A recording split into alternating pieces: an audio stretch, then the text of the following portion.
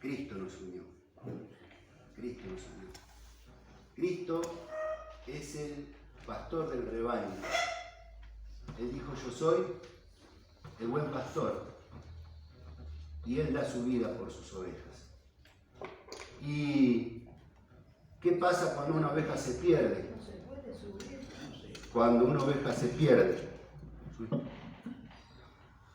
Cuando una oveja se pierde, dice que deja las 99 tiradas por ahí.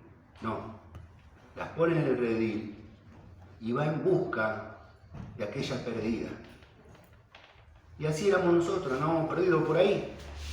Vaya a saber cada uno la situación en la que estaba, lejos de Dios, perdido. Pero una oveja perdida, hermano, es verdad, verdaderamente está perdida porque es indefensa, porque es un animal que necesita del cuidado de un pastor. Pero Él fue, hermanos, nos buscó. Dice que caminó por los montes, por los valles, buscando dónde está esa oveja perdida, hasta que la encuentra. La carga sobre sus hombros. Fíjese, porque ni siquiera puede caminar la pobre. El Señor la carga sobre sus hombros y la trae ¿a dónde? Al redil, al lugar donde tiene que estar, al cuidado del pastor. Y aquí estamos, un rebaño aquí, otro por allá, otro por más allá, pero todos somos el mismo rebaño, las ovejas del Señor. Y necesitamos su cuidado. ¿Amén? No nos transformamos en otro animal. El cuidado lo seguimos necesitando porque tenemos que estar dentro del redil, del cuidado de nuestro Dios. Y nos unimos juntos a agradecerle a aquel que fue a buscarnos. Pero la Biblia nos enseña que también Él es el que murió por nosotros, para que nosotros pudiéramos estar en el redil. Gracias a Dios por esta por este motivo precioso que tenemos de poder congregarnos, de poder alabar a Dios por lo que Él hizo, ser agradecido y recordar al Señor lo que Él hizo por nosotros. Todos necesitábamos de Cristo. No había ninguno que no necesite. ¿Por qué? Porque dice que los sanos no necesitan de médico. ¿Está sano? Bueno, sano está. Esos que se creen sanos. Pero nosotros nos creímos un día enfermos. Creímos un día que estábamos enfermos por el pecado y que no había para nosotros solución. Creímos en eso, nos creímos enfermos y había un médico que nos podía sanar, de nuestros pecados, de la enfermedad terrible que hoy plaga al mundo entero, desde siempre, desde Adán. Es así que es una pandemia, hermanos. Es así que fue una pandemia y lo es todavía. Y cada vez más la gente, usted la ve más enferma por el pecado. Pero de ahí nos libró el Señor, hermanos. De ahí nos sanó, vino nuestro sanador y nos sanó. Y fuimos sanos. ¡Qué preciosa bendición! Hoy vamos a leer nuestra Biblia, abrir nuestra Biblia en el libro de Mateo 26.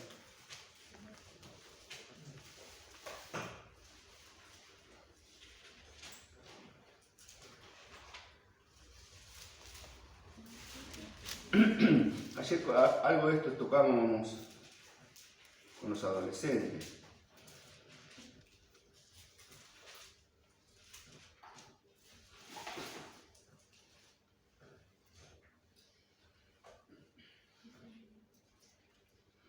Dice el versículo 1 del 26 de San Mateo: cuando hubo acabado Jesús todas estas palabras, dijo a sus discípulos: sabed que dentro de 2 días se celebra la Pascua y el Hijo del Hombre será entregado para ser crucificado. Entonces los principales sacerdotes, los escribas, los ancianos del pueblo, se reunieron en el patio del sumo sacerdote llamado Caifás y tuvieron consejo para prender con engaño a Jesús y matarle. Pero decían, no durante la fiesta, para que no se haga alboroto en el pueblo. Estando Jesús en Betania, en casa de Simón el leproso, vino a él una mujer con un vaso de alabastro de perfume de gran precio y derramó sobre la cabeza de él, estando sentado a la mesa. Al ver esto, los discípulos se enojaron, diciendo, ¿para qué este desperdicio? Porque esto podía haberse vendido a gran precio y haberse dado a los pobres. Entendiéndolo, Jesús les dijo, ¿por qué molestáis a esta mujer? Pues ha hecho conmigo una buena obra, porque siempre tendréis pobres con vosotros, pero a mí no siempre me tendréis. Porque al derramar este perfume sobre mi cuerpo, lo ha hecho a fin de prepararme para la sepultura. De cierto os digo que donde quiera se predique este evangelio, en todo el mundo también se contará lo que ésta ha hecho para memoria de ella. Entonces uno de los 12, que se llamaba Judas Iscariote, fue a los principales sacerdotes y les dijo, ¿qué me queréis dar? Y yo lo entregaré, os lo entregaré. Y ellos le asignaron 30 piezas de plata y desde entonces buscaba oportunidad para entregarle. Hermanos, momentos finales. Ya el Señor acabó de hablar todas las cosas que había de acontecer. Y Él sabía lo que iba a venir. Él sabía lo que iba a acontecer porque dentro de 2 días se iba a celebrar la Pascua. Y Él sabía que el Cordero Pascual era Él. La gran Pascua se iba a celebrar en ese momento. El tiempo ya había llegado, pero Él ya había acabado todas las cosas. Todas las cosas que el Padre le mandó a hacer, Él las hizo. Obedeció y las cumplió. Una cosa para decir. El ejemplo de nuestro Señor, sabiendo lo que le venía. La compostura de nuestro Señor en decirles, sabéis que dentro de 2 días se celebra la Pascua. Y Él les dijo, y el Hijo del Hombre será entregado para ser crucificado. Hermanos, Dios nos ayude de ver en Cristo ese ejemplo de templanza, ese ejemplo de determinación de ir a cumplir lo que el Padre le había ya encomendado y Él sabía lo que le iba a acontecer. Él iba a ser entregado, pero ahí salta lo que le iba a acontecer también. Otro dolor que acarrió Jesucristo, la traición. Él sabía que iba a ser entregado, iba a haber personas que lo iban a entregar. Él sabía también eso. Pero Él también sabía que iba a ser crucificado. Así que todo lo que el Señor sufrió y padeció y lo que iba a acontecer, Él ya lo sabía de antemano. Entonces los principales sacerdotes, en el mismo momento que Cristo anuncia que iba a ser entregado, en un patio de un sumo sacerdote, se juntó todas aquellas personas que se vestían de blanco, que aparentaban ser los principales servidores de Dios. vestidos de blanco, todos ellos, los escribas, personas facultativas, personas que sabían letras, idioma.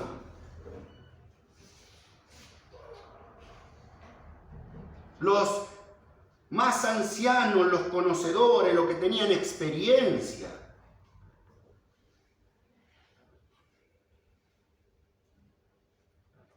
Y el sumo sacerdote, en el patio del sumo sacerdote, no ahí en un rincón, en una placita ahí escondidos, en un bosque, en el patio de la casa del sumo sacerdote.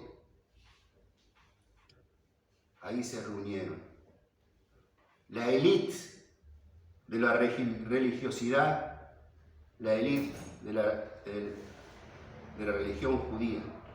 Estaban ahí. ¿Saben para qué? Para prepararse, para santificarse para la Pascua. Para santificarse para la Pascua, porque se venía la Pascua y ellos tenían que estar en los preparativos para la adoración a Dios, el acto más importante en el año que se hacía. No. Para pergeñar sangre, para pergeñar derramamiento de sangre. Para eso se reunieron. Pero no del Cordero, de ese hombre al cual ellos odiaban con todo el corazón. ¿Por qué? ¿Por qué? Porque a los suyos vino y los suyos no le conocieron, no le recibieron. ¿Por qué? Porque el Señor les dijo las malas obras que ellos hacían, porque eran obras exteriores, por afuera, obras que aparentaban cosas santas, pero su corazón, lo de adentro, eran sepulcros blanqueados. Y el Señor no se cayó.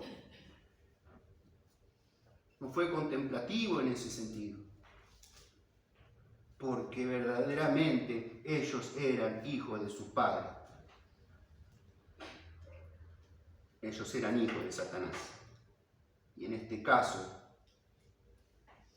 las obras de Satanás deben ser reprendidas.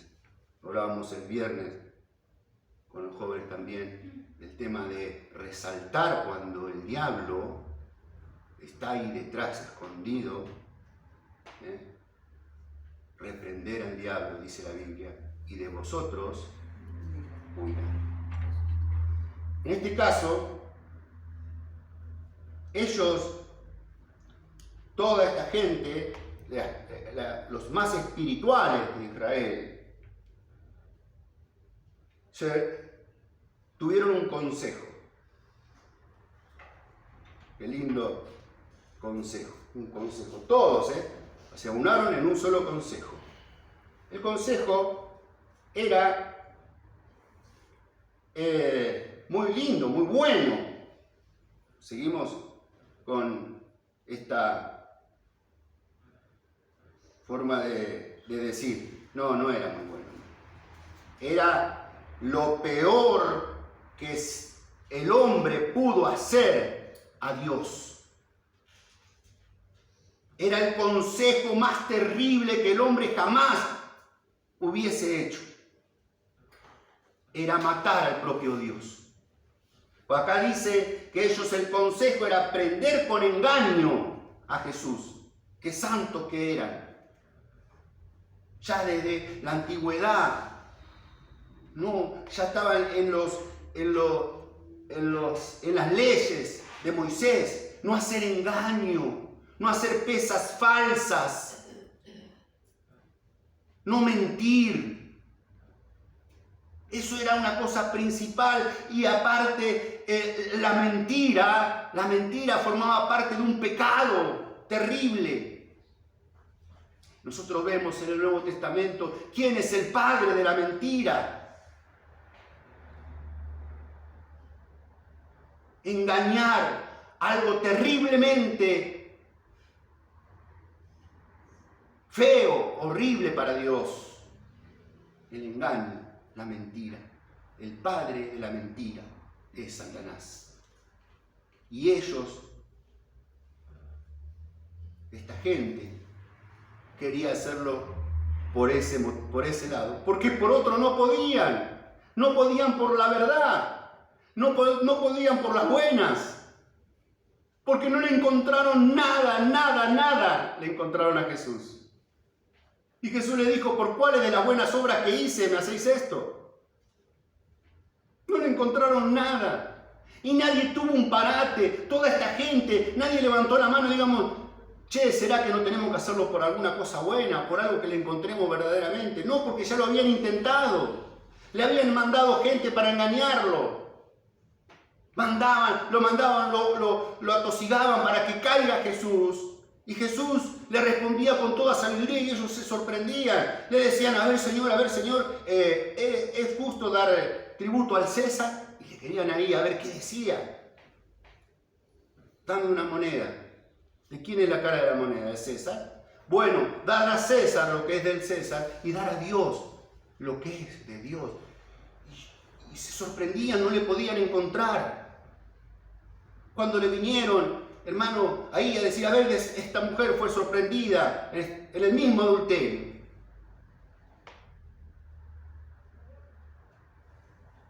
No había forma.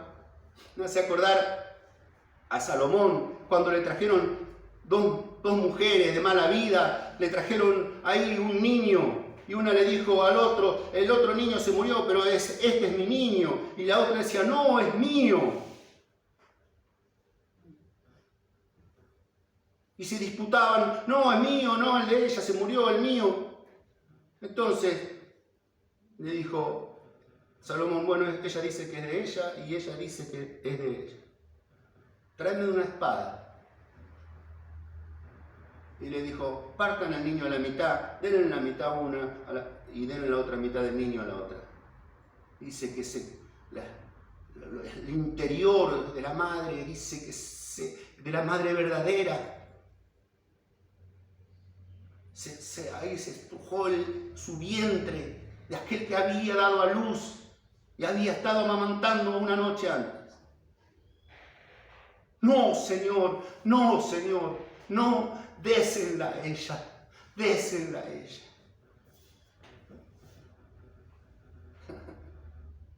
Y dice: no se la den a ella, désenla a ella es la verdadera madre. Porque la otra decía: sí, partirlo. Ni uno para el otro, ni uno para la otra. Y dice que todo Israel vio la sabiduría de Salomón. Y temieron en gran manera todo Israel, porque sabían de que Dios estaba con Salomón. Y he aquí, mayor que Salomón, estaban estos juzgando. Mayor que David estaba acá. Era mayor que David. Porque un día le dijo a ellos, dijo David, ¿qué dijo David? Decid Señor a mi Señor. ¿Y cómo le llama Señor si es hijo de David? ¿Ustedes dicen que es hijo de David el Mesías? Sí. Bueno, ¿y por qué David dijo eso? Y ellos se quedaron atónitos pensando: ¿cómo? Si es hijo de David, ¿por qué le dice Señor? Y todas estas cosas, él era mayor, el mayor que todos. Mayor que Salomón, mayor que David, mayor que todos. Porque aún Abraham tenía fe en este Mesías. Estaba esperanzado en la redención, la cual Dios le había prometido: de tu descendencia saldrá. El más grande, el Dios del universo, el que hizo todas las cosas, estaban ellos congeniando, pergeñando, con engaño, prenderle y matarle. Bendito sea el nombre del Señor. ¿Cuánto es la ceguera de los hombres? ¿Cuánto era nuestra ceguera que no veíamos a Jesús? Que no entendíamos de qué se trataba este asunto de la salvación. Este tema de las buenas nuevas del Evangelio. No la entendíamos. Estábamos cegados. Yo a veces siempre pienso en mi corazón, yo también digo, uno se ensaña, mirá los fariseos, mirá los escribas, cómo van a hacer semejante cosa, ¿no es cierto? Pero nosotros estamos en la misma situación, hermanos. Yo creo que si yo hubiera estado en medio de los escribas, y hubieras hecho lo mismo, hermanos, porque estaban cegados. Jesús dijo, no, perdónalo, Señor, porque no saben lo que hacen. Entonces nosotros bien podríamos haber formado parte de toda esa élite y haber dicho sí, vamos a aprenderle y vamos a matarle con engaño. Cegados, totalmente cegados por el diablo y Satanás. Hermano, eso éramos antes. Nosotros estábamos, nuestro dueño, nuestro padre, era el diablo y Satanás. Hoy, ¿quién es nuestro padre? Es Dios. ¿Y antes quién era? ¿Éramos huérfanos? No, hermano. Estábamos condenados a lo mismo que los demás. Siendo injustos, porque no hay justo ni aun uno, sin Cristo estábamos igual que los demás. Siempre cuando predicamos el Evangelio decimos, sí, pero yo no. Algunas personas dicen, sí, yo tengo buenas obras, porque no maté, no robé, pero todos están destituidos de la gloria de Dios, porque un pecado nos aparta de Dios, un solo pecado. Y la gente confiesa, sí, mentiste, sí, robaste y sí, te dice. La gente sabe, las personas conocen qué es lo bueno, qué es lo malo, porque está marcado en su corazón. Vamos a seguir rapidito porque a que ahora viene el micro, no importa, bueno, vamos a tratar, a la hora que llegue, cortamos. Bueno, muy bien. Dice, y estando Jesús en Betania, en casa de Simón el leproso, vino a él una mujer con un vaso de alabastro. Esto, hermanos, era una situación en donde fue invitado el Señor a comer. Seguramente este Simón, el leproso, la casa, es la misma donde se relata en Lucas 7, 38 al 47. Pero dice que él estaba en la casa. Allá Lucas dice que él estaba sentado y de espaldas le vino esta mujer con un vaso de alabastro, un perfume de gran precio, algo que valía el jornal de un año de un obrero. Había que trabajar un año para comprar eso. Era algo carísimo, que en aquellos entonces, algo leí, es una planta que se conseguía en muy pocos sitios, en determinado nivel, a una altura de 3.000 metros del mar se podía conseguir esta planta, este alabastro, pero era algo muy caro, pero era un perfume muy importante. Y esta mujer, no lo sabemos si tenía más, una docena en la casa de estos alabastros. No, acá no dice nada, pero sí dice que era un perfume de gran precio. Y ella lo derramó sobre la cabeza de él. Otros dicen que era la misma que de Lucas, que luego bajó y llorando mojaba con sus lágrimas los pies del Señor y los enjuagaba con sus cabellos.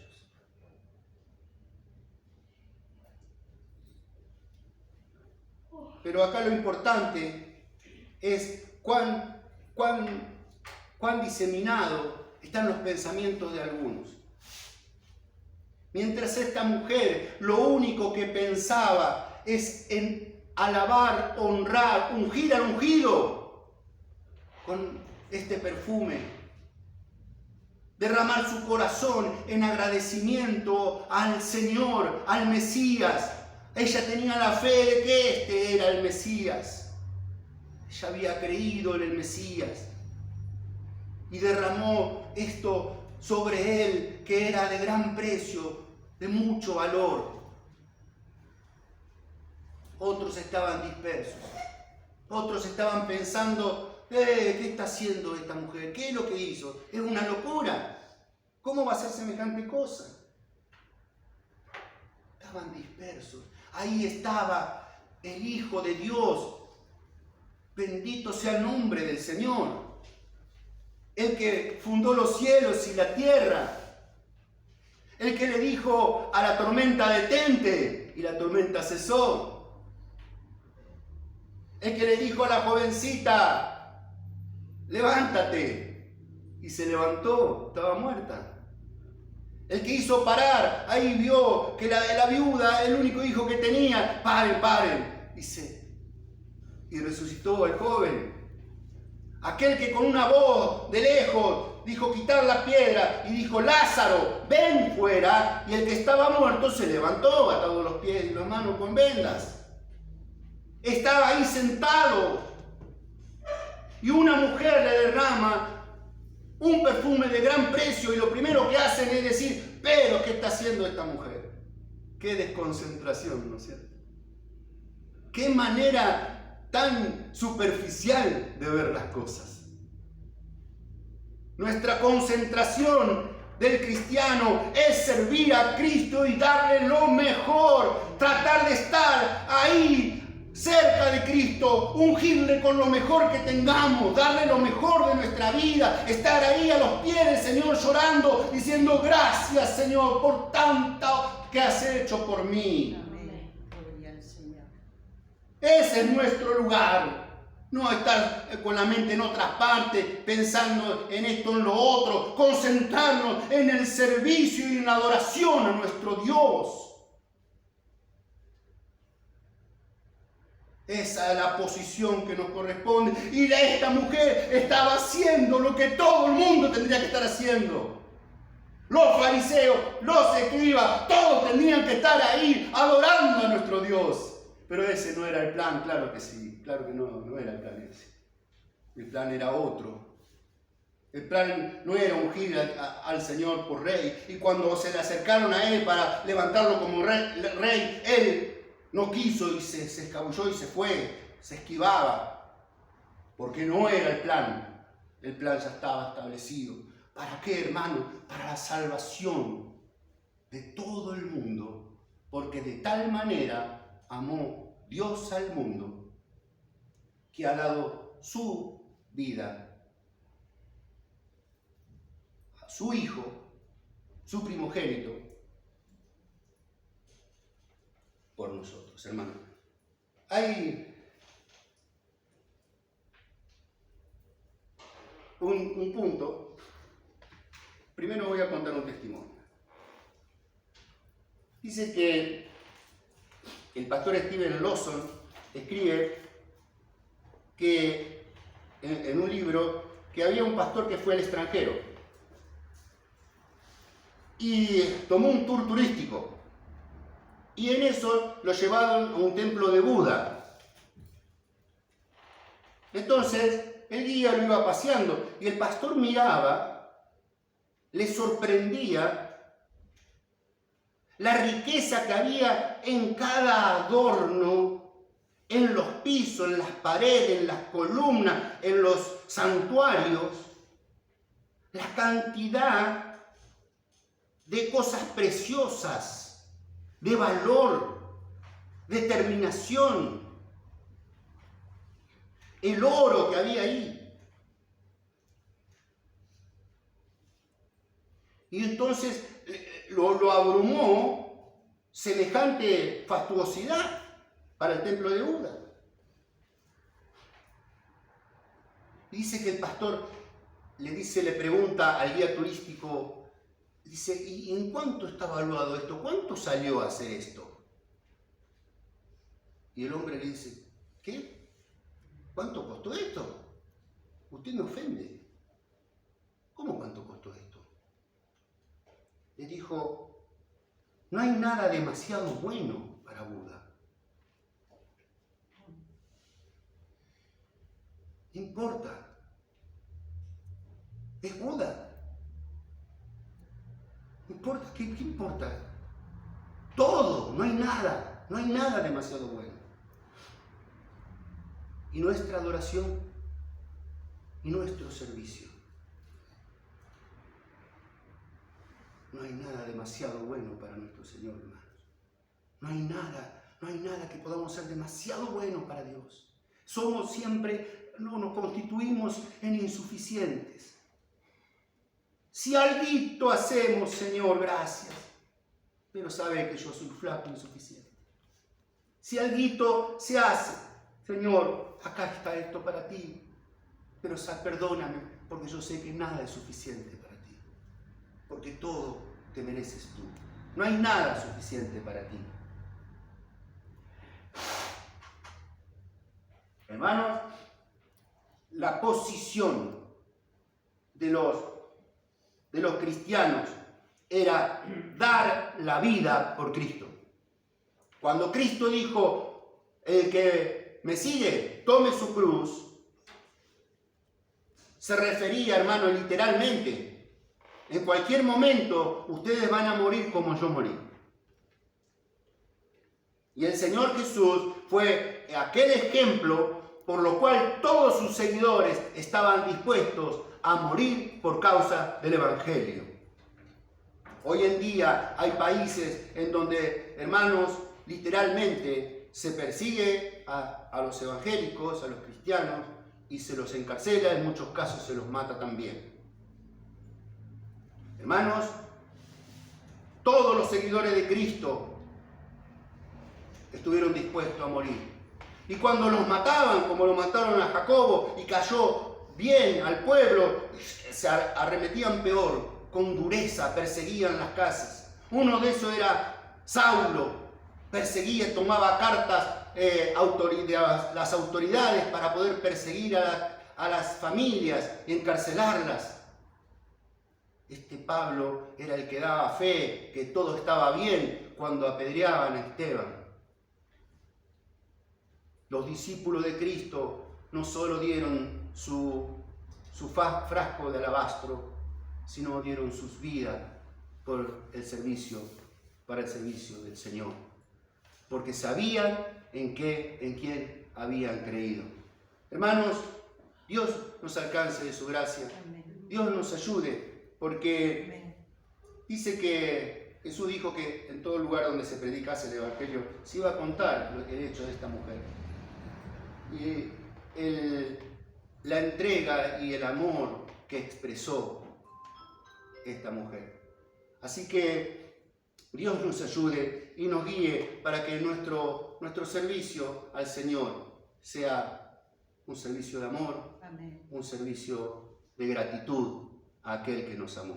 Amén. Quiero que ahí sentaditos vamos a hacer una oración al Señor. Padre Celestial, gracias te damos, Señor, porque tú has sido bueno con nosotros. Pero bueno, Señor, la mejor bondad de todas. Señor, que siendo pecadores, Cristo murió por nosotros. No merecíamos nada, solamente juicio. Señor, inmerecedores somos, pero tú has tenido misericordia. Te damos gracias por esto. Alabamos tu nombre infinitamente. Señor, y como esta mujer también, Señor, derramamos nuestras lágrimas a aquel que nos amó y se entregó por nosotros. Gracias, Señor, por este Evangelio, estas buenas nuevas que un día, Señor, entraron por nuestros oídos y al escuchar pudimos creer. Gracias, Señor, y ayúdanos en esta parte a poder también nosotros ser predicadores de estas buenas noticias, ser anunciadores, Señor, de este Evangelio precioso. Padre, para que otros también, así como nosotros, puedan entrar al redil de las ovejas. Gracias, Señor, por tantas bendiciones. Gracias, Señor, por tu amor. En tus manos encomendamos nuestras vidas en este primer día de la semana que comienza, Señor. Gracias, Padre, en el nombre de Jesús. Amén.